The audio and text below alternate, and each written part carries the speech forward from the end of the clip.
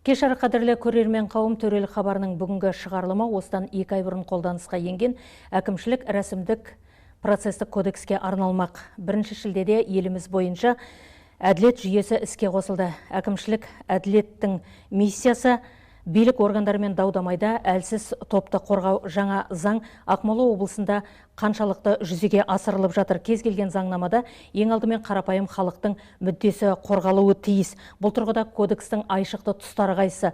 Хабардың бүгінгі спикері Ақмола облыстық мамандандырылған ауданаралық әкімшілік сотының судьясы Бақытжан Дәуренбекұлы Жарылғасов. Сәлеметсіздер ме? Қош келдіңіз. Жаңа кодекс жеке және заңды тұлғалар мен мемлекеттік орган арасындағы дауларды шешудің тәртібін қаншалықты реттейді? Әңгімемізді алдымен осыдан бастасақ. Өздеріңіз білетіндей, Қазақстан Республикасының президентімен 2020 жылы 29 маусымында қолы қойылып, осы биыл 21 жылы 1 шілдеден бастап осы енгізгелі отыр өз жұмысына. Енді жаңа заңымыз еліміздің азаматтардың, заңды тұлғалардың жаңа құқықтары мен бостандықтарын мемлекеттік органдардың заңсыз әрекеттерінен қорғау үшін қабылданған кодекс. Әкімшілік рәсімдік процестік кодексіміз мемлекеттік органдармен жеке және заңды тұлғалармен арасындағы жария құқықтарды іске асыруға байланысты қоғамдық қатынастарды реттейтін заң.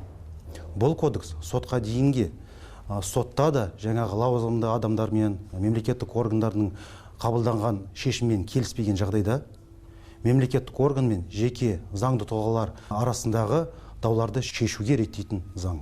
Жай сөзбен айтқанда, қарапайым адаммен, қолда билігі бар адамдармен теңестіруге арналған заң. Ел даусыз болмайды, ер жаусыз болмайды дегендей, осы кодекстің бағытымен бүгін біздің Қазақстанымызда мамандандырылған ауданаралық әкімшілік соттар ашылып жатыр.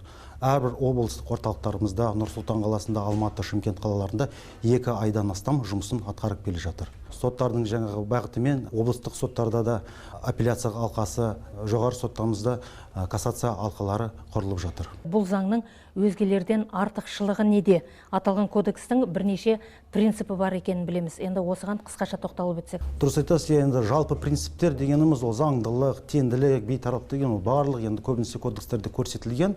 Енді біздің нақты әкімшілік рәсімдік процестік кодексіне келсек, бұл енді бірінші принципіміз анықтық принципі деген. Ол не дегеніміз? Ол азамат ұсынған құжаттары мемлекет, орган теріс деп дәлелдеп бермегенше, осы құжат заңды, осы құжат анық деп есептеле береді. Екінші принципіміз, өте бір үлкен принципіміз деп ойлаймын, ол соттың белсенді рөлі деген. Ол дегеніміз жаңағы сот өз қалауымен дәлелдемелерді жинай береді. Оған даудың барлық мән жайларын анықтайды. Талапкерге мысалы формальды қателер жіберсе, оған түсіндіріп көмектесе береді. Баяғыда енді азаматтық процестік кодексте ондай болмаған. Мысалға, олай істейтін болсақ, ол жаңағы процестік емес, байланыс деп шу шығаруға мүмкіншілік болған енді тараптардан. Енді қазір ондай принцип бар болғасын, енді өзіңіз білесіздер, көбінесе жаңағы құқықтық сауатсыздық деген де бар, енді азаматтарымыз арасында соларды қолдарынан жетектеп, кәдімгідей түсіндіріп, осының бәрін айтып береміз. Енді бұл жағдайда да жаңағы мемлекеттік орган өзінің дұрыстығын дәлелдеуге бізге міндетті. Бұрынғы кодекс бойынша қарапайым халық келген өзінің дәлелдемесін өзі ұсыну керек болатын. Қазіргі бұл кодексте қарапайым халық өзінікін дәлелдемейді, керісінше мемлекеттік орган дәлелдеуі тиіс. Дұрыс, мемлекеттік орган ол тек қана өзі бәрін дәлелдеп беру керек бізге. Тағы да бір жақсы өзгеріс, ол сот шешімдерін орындау принципі. Ол дегеніміз соттар өз шешімдерін орындалуын аяғына дейін бақылай береді. Орындалмаса, жауапты тұлғаға ақшалай өндіріп алу жаңа айыппұл салынады. Ол мысалға 2 ай ішінде орындалу керек. Орындалмаған кезде өзіміз осыны жауапты адамды шақыртып, жаңа үстінен айыппұл қосамыз. Сосын тағы да бір жақсы бастамамыз ол жаңағы татуластық деген. Татуластыру мемлекеттік органдарда ондай болмаған, оларға тиім болған. Енді жаңағы біздің Қазақстан Республикасы әкімшілік рәсімдік процестік кодексі оған енді жол ашып жатыр. Кейде білеміз, мемлекеттік органдар, лауазымды тұлғалар өздері біледі, жаңағы дұрыс істемеген. Егер де олардың қалаулары бар болса, олар өздері өзгерте алса, онда сол жолмен жүріп, өздері өзгертіп, жаңағы медиация тәртібімен бе, партисипативтік жолмен бе, соны аяқтауға құқымыз бар. Одан кейін жаңағы әкімшілік іс ақылға қонатын мерзімде қаралу керек. Ол 3 айдан аспауы керек. Баяғыда енді жаңағы салыстырған азаматтық процесс кодексімен болса, ол неғұрлым азаматтық процесс кодекс, ол уақыт неғұрлым көп болған. Сондықтан жаңағы өзгерістер өте бір жақсы деп ойлаймын. Жаңағы біздің мынау процесімізде сот процесс болып жатқанда, мысалға біздің соттың талабын мемлекеттік орган немесе лауазым тұлға оны істемесе, оны орындамаса, жауапкершілікке тарта аламыз. Ол көрсетілген уақытта мысалға пікір бермесе, немесе сотта жақтар бір кешігіп келсе, немесе тәртіп бұзса, сол кезде біз жаңағы өзіміз сотта отырып, осы ақшалай өндіріп алуды сала береміз. Жаңа өзіңіз айтып отырсыз, қаралу мерзімі 3 айдан аспауы тиіс деп, жаңа кодекс бойынша. Ал егер белгілі бір себептермен түрлі жағдайлар болады ғой, енді 3 айдан асып кеткен жағдайда ол не болады? 3 айдан асып кеткен жағдайда да ондай да енді әлі енді қолданысқа енгеніне 2 ай уақыт болды. 2 ай өткесін. Енді ондай нәрседе енді тараптардың өздерінің қалауымен жаңа өтініштерімен біз ол мерзімді тағы да 3 айға созып уақыт бере аламыз. Бақытжан Дәуренбекұлы, жаңа өзіміз әңгімеміздің басында айтып өттік қой, бұл кодекстің қолданысқа енгеніне 2 ай ғана уақыт өтті. Осы 2 айдың ішінде әкімшілік сотта қанша іс қаралды? Үлеспен салыстырып қарағанда қаншасы қарапайым халықтың пайдасына шешілді? 2 ай ішінде біздің сотымызға 206 әкімшілік іс келіп түсті. Енді оның арасында жаңағы дұрыс соттылығы бізге жатпайтын істерді қайтарып жердік, жаңағы кейбір адамдар талап арыздарын өздері қайтарып беріңіздер деген, олар болмаса жаңағы 100-ден астам істің біз 20-сынан аса бітірдік. 20-дан көп ісінің 33% жаңағы біздің азаматтарымыздың, жеке тұлғалардың, заң тұлғаларының пайдасына шешілген. Кодекс әлі жоқ кезде, азаматтық процестік кодексі болғанда 15% заңды тұлғалар, жаңа азаматтар мемлекеттік органмен соттасқанда тек қана 15% жығатын. Енді қазір бұл процентімізді, жаңа пайызымызды өзіміз көтеріп, басқа бір деңгейге шығып жатырмыз. Енді ары қаратай үміттеміз, ол пайызды тағы жоғарылатамыз ба деп. Бұрындары 85% сонда мемлекеттік органдардың пайдасына шешіліп отырған ғой? Пайдасына шешіліп отырды. Енді ондай статистикамыз бар. Онда айту керек. Енді қазір тағы толтырып кетейін. Көбінесе қазір енді біздің сотымызда жаңағы сот орындаушылардың істерін заңсыз деп тану көп істер өте көп түсіп жатыр. Жаңағы салық органымыздың жаңағы шешімдерімен келіспеген жағдайда да көп. Жер мәселесі бойынша да өте көп даулар қазір енді істер бізге келіп түсіп жатыр. Шешімді шығару барда, оның орындалуын қадағалау бар. Осы қаншалықты орындалады? Оны қадағалаудың тетігі қандай? Сот шешімі күшіне енгенсін, жаңа біздің төлектеген программаларымыз бар. Ол күшіне енген күні, мысалы орындалуы бір 10 күн мысалы мерзім беріледі. 10 күн ішінде орындалмаса, онда ол міндетті түрде жаңағы мәжбүрленіп, жаңа сот орындаушыға жіберіледі. Бірақ та жібергенге дейін орындалмаған күні біз бақылауда ұстап, жауапты тұлғаны өзімізге жаңа жауапкершілікке тартамыз. Ал егер мүлдем орындалмаған жағдайда қандай шара қолданылады? Ондай болмайды, ол мүлдем орындалмаған деген, онда ол сот орындаушыға жіберіледі. Сот орындаушы заңдағы көрсетілген барлық нәрсені заңдылығымен орындатқызады. Өйткені ол орындамаса ертең қылмыстық іс қозғалады, одан кейін қамауға алынады, одан кейінгі тетіктері жүзеге асырылады. Жаңа өзіңіз бір әңгімеңізде айтып өттіңіз, мынау татуластыру тәртібімен де осы істер қаралады деп. Медиация тәртібі бойынша осы 2 айдың ішінде қанша іс қаралды? Медиация тәртібімен енді қазір біз 4 іс бітірдік. Ол да енді аз емес. Өйткені медиацияға келу, мысалы, мемлекеттік органдар оларды өз дұрыстығын бізге дәлелдеп бере береді, айта береді, осылай.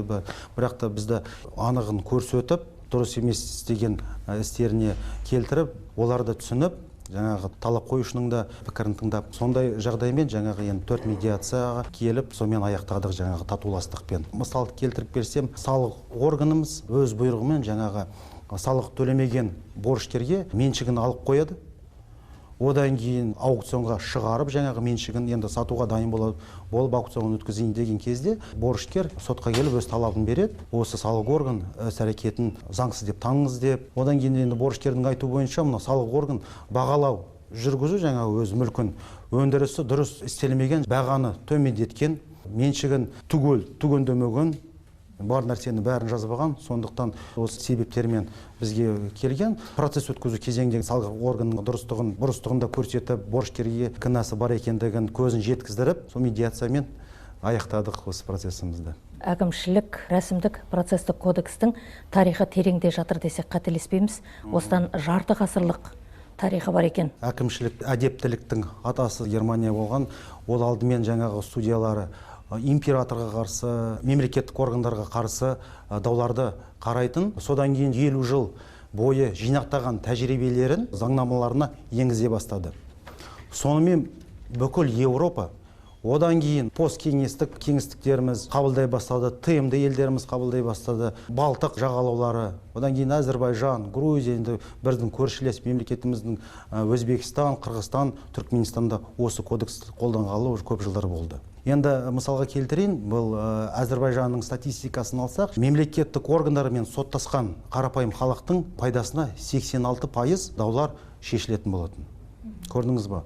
Енді жаңағы біздің статистикамызда айтып кеттім ғой.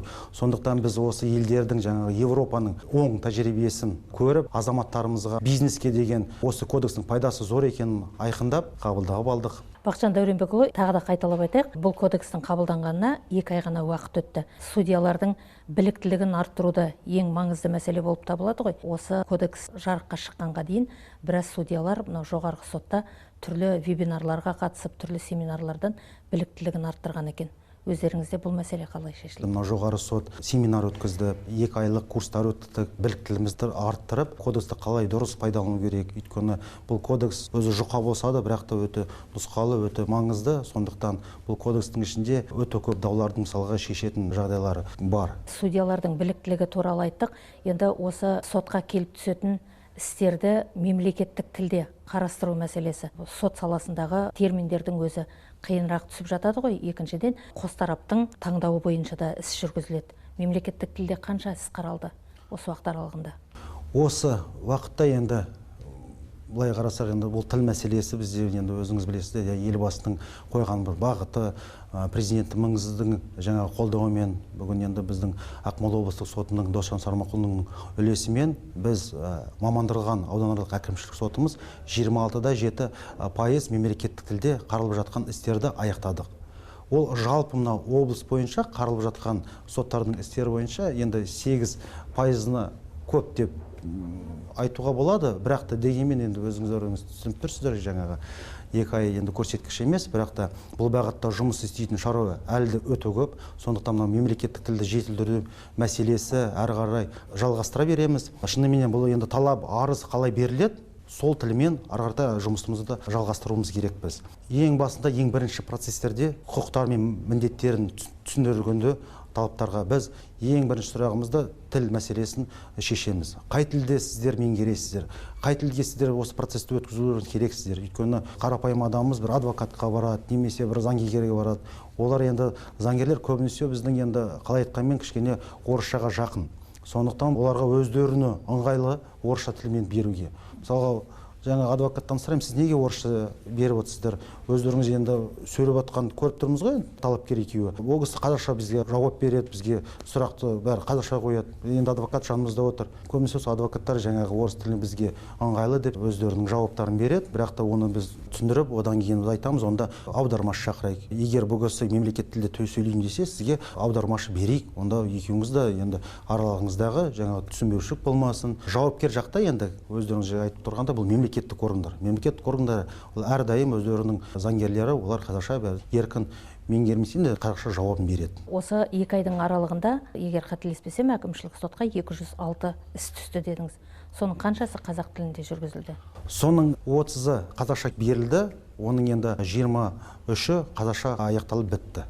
Қазір әлеуметтік желінің қарыштап дамыған кезеңі. Осы уақыт аралығында жаңа әкімшілік рәсімдік процестік кодексті әлеуметтік желілерде жариялау, оны қарапайым халыққа түсіндіру тұрғысында қандай жұмыстар жүргіздіңіздер? Халыққа жеткізу мәселесі, осындай әкімшілік рәсімдік процестік кодексі бар екендігін, осындай жаңа соттар, мамандырылған аудандық әкімшілік соттар ашылып жатқан, бұл енді бұқаралық ақпаратпен құралдармен жұмысты істеп келеміз. Осы жылдың ақпан айынан бастап бүгінгі күнге дейін енді осы әкімшілік рәсімдік процестік кодексіне арналған 193 мақала жарияладық. 29 рет теледидар арнасында видео материалдар өздеріміз жеткізіп жасадық іс-шара. 244 пост енді орнаттық. Енді әлеуметтік желілерде, жаңағы Фейсбукта бар, ғаламтордың барлығы енді сайттарында мүмкіншіліктерінше. Жалпы 470 іс-шара жасадық. Бақытжан Дәуренбекұлы, сіздердің жұмыстарыңыздың ауқымының қандай екенін білеміз. Күнімен сол сіздерге келіп түскен істерді қарау, онымен танысу, оның заңдылығын, заңсыздығын бәрін тексеру біраз уақытты алады. Дегенмен әлеуметтік желіде өзіңіз қаншалықты белсендісіз? Біз жұма сайын 2-3 рет пост қоямыз, газет журналдарымызға 1-2 рет мақала жұмасына бізден шығып отырады. Кодекс қабылдамай тұрып, ол нәрсені біз өте қатты жүргізіп жүрдік. Өйткені ол халық білсін деп, осындай бар екендігін жылдың басынан бастап өте жақсы атқарып келеміз енді. Қызметіңізден бөлек сол әлеуметтік желіде не қызықтырады? Қандай дүние оқисыз негізінен?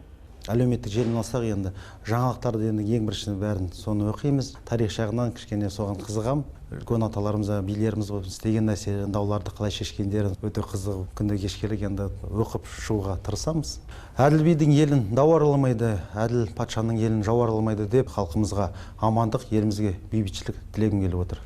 Мемлекеттік органдар мен қарапайым халықтың арасындағы дауларды заңдық тұрғыда шешуге үлес қосып жүрген алтын көпір өздеріңізсіздер. Заң мемлекеттің 9 қабат тор көзді сауыты дейміз. Жаңадан құрылған құрылымның атқарып жатқан жұмысы да ауқымы, осы істе өздеріңізге қажыр қайрат тілейміз.